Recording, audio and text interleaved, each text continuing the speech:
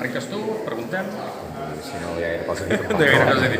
No, una mica com es presenta el dia, no? Bé, de moment hem de dir que s'ha iniciat la jornada amb tota normalitat, s'han pogut constituir les 261 taules dels 54 col·legis de la ciutat, amb tota normalitat, no hi ha hagut cap incidència de cap tipus, per tant, comencem bé i esperem que la ciutadania de Terrassa massivament avui voti, és la gran festa de la democràcia, però sobretot esperem que la jornada es desenvolupi amb una màxima normalitat, amb tranquil·litat, amb civisme, amb respecte i amb seguretat i sobretot desitjant que la notícia aquesta nit no sigui l'abstenció, sinó que sigui una alta participació. I com passarà el dia?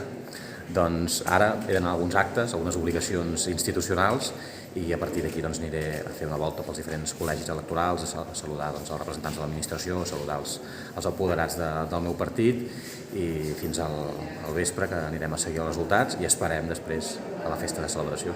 La millor notícia del dia quina seria, abans dels resultats? Doncs la gran participació i la no entrada de l'odi i la intolerància al ple de l'Ajuntament.